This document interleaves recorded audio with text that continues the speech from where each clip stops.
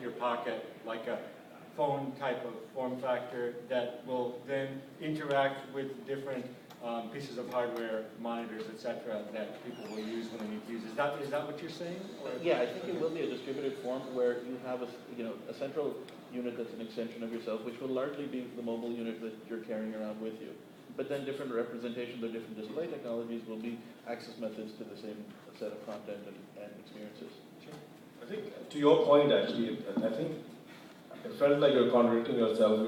You're giving examples of where the tablet will actually replace PC in commercial industries and healthcare and all that. In niches, absolutely. I get it, but this is just the beginning. Today, yes, I totally agree with you. All these companies have to come up and develop applications and apps on all of these different platforms, but they're all moving towards standard platform, whether it's HTML5 or something else. If you combine the tablet experience with cloud-based capabilities around applications, and then a standard consumption mechanism, whether it's HTML5 or a web browser, and then overlay on top of that 4G and other connection technologies, that's a killer app, that's a killer combination. That's absolutely beautiful, but what you're presuming in that is a ultimately 100% connected universe, where you will always have the case where network connectivity is not available to you. And so you need to have a primary compute device which does retain information, have some local storage for you. So whether that is I don't think you're going to be carrying the tablet with you everywhere. I think you are going to be carrying the mobile phone with you wherever. That will probably be that compute device. Yeah, so I think just to jump off on that a bit, because the HTML5 standard today there is a caching mechanism. You see this today in a number of web apps, so you can maintain state. In other words, you can have local storage. There's a way to access those files, so you have an offline mode. The fact is that HTML5 as a standard is still pretty young. In fact, I don't think it's fully standardized yet. But set that aside, I think that you're already seeing a bunch of very rich web apps, and I think to the point that you're making about maintaining state, maintaining persona, the cloud is really going to solve those kinds of problems. If you look at music as an example, right? So Google has their music beta. There are a number of cloud-based music services today which are quite good. Everybody, I'm sure, is waiting with bated breath what Apple's going to do here too. So I think that that train has already left the station. And if you look at just the storage capabilities of the average tablet, 16 gigabytes, 32 gigabytes, 64 gigabytes, we all have seen the storage curves. It exceeds Moore's law in terms of price, performance, and price. So you're going to see, I don't think storage, any of these things will be gating factors.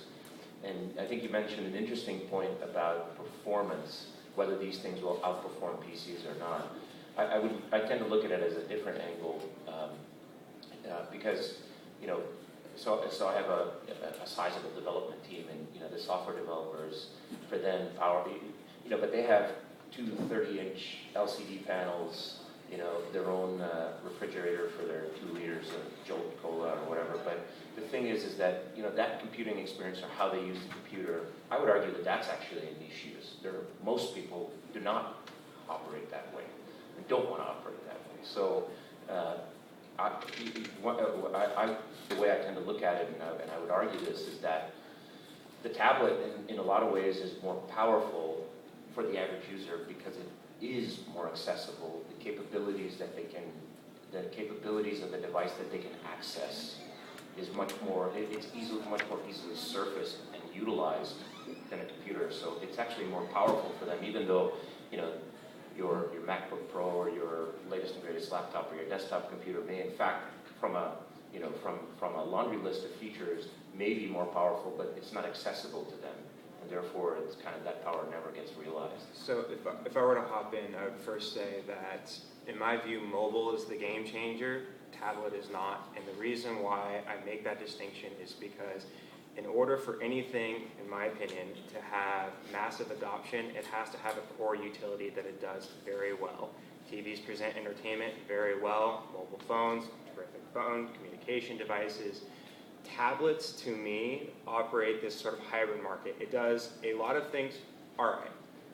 It does not do any one thing amazingly well. And I would say that relying on apps to sell tablets, I don't think apps sell iPhones. I think the iPhone sells the iPhone. And I think the fact that it has a large app community is a big reason why people want it, but it's really the cachet. It's not like, oh, I have to get Foursquare, therefore I'm buying an iPhone, right? That's that conversation I've never had. What I would say is that if the tablet is going to become the top, a major seller with very deep integrated market penetration, ease of use can't be the thing that you use to sell it, right? Like my TV controller is not easy to use, but we all have to figure out how to use it because it has that prime utility, right? So if a tablet's going to become great, deep market penetration, it has to be something like be the textbook of the future, right? If every single school student has to use a tablet from day one because that's where all of their educational content is, and that's the best delivery device for it, far better than a textbook, which I argue it is, and I bet you over time the tablet will become something that is deeply, deeply integrated.